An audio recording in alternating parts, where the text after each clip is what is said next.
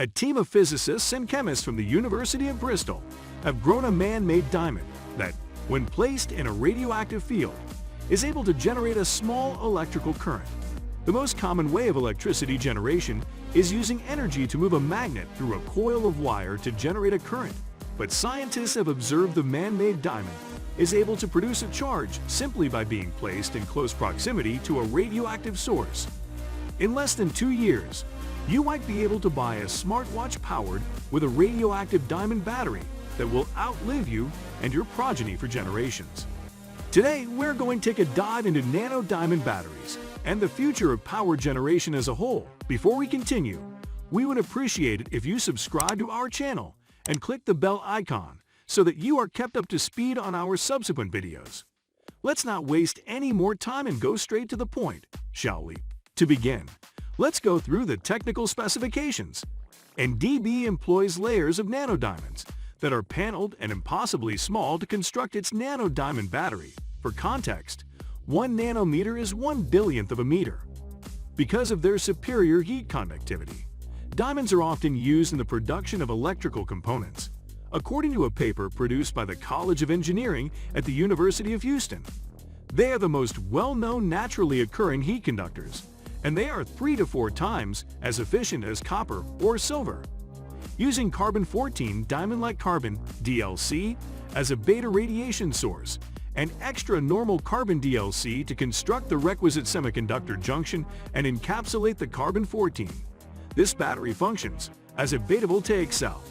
The company claims that its technology, which is composed of nuclear waste encased in artificial diamonds and has a potential lifetime of up to 28,000 years, has the potential to one day become a source of low-carbon energy for everything that requires it, including airplanes and smartphones.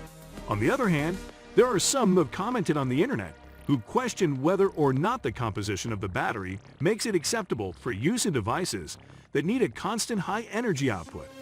Skeptics won't have a choice but to sit tight until the firm produces a prototype that demonstrates the validity of its proof of concept.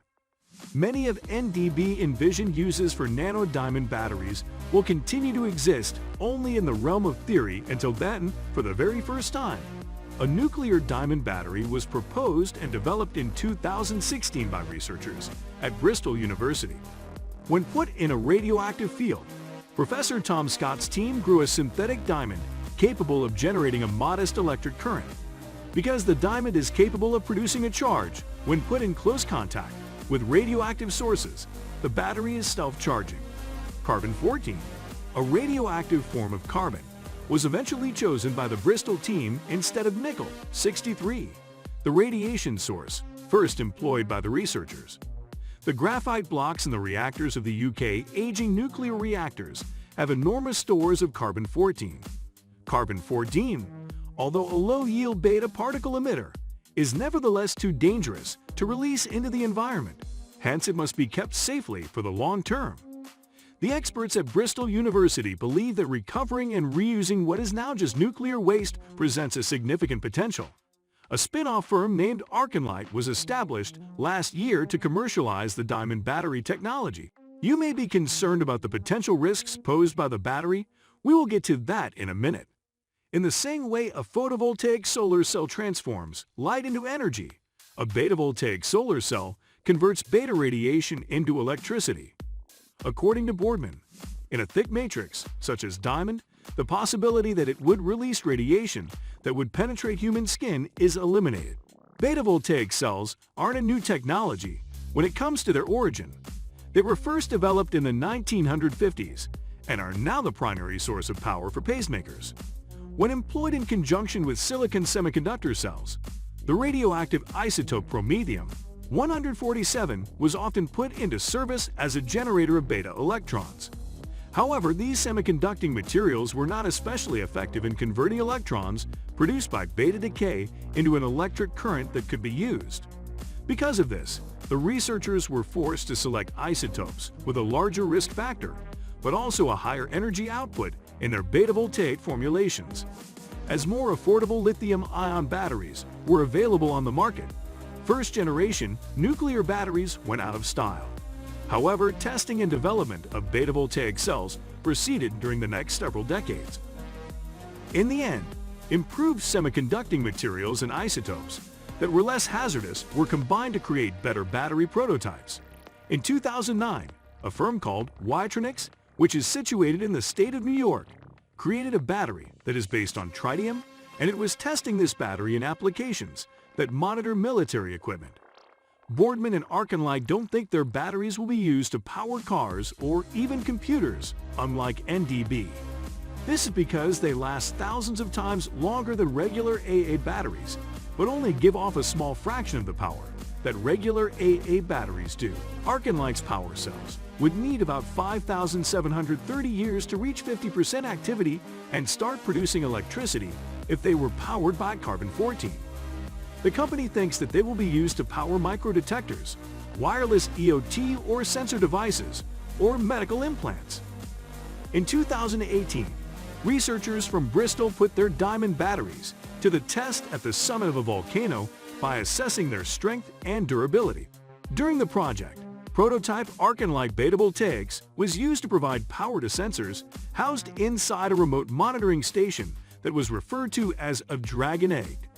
The eggs are intended to be transported to an active volcano by a drone, where they will monitor the levels of humidity and vibrations in the atmosphere, as well as the production of toxic chemicals.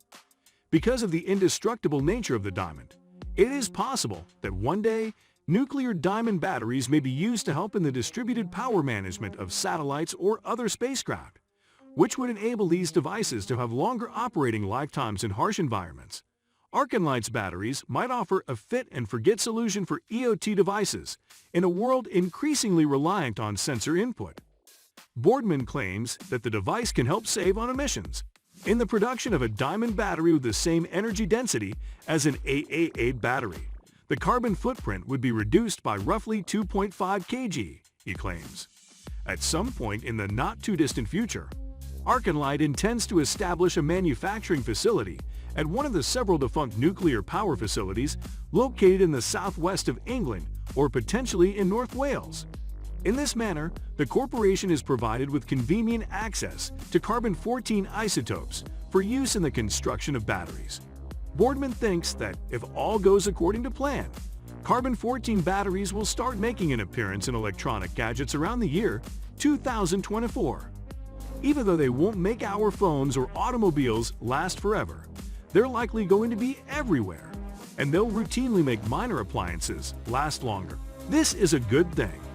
With the development of nuclear diamond batteries, there will be one less thing that has to be charged in a world where economies are becoming more dependent on both connectivity and electrification.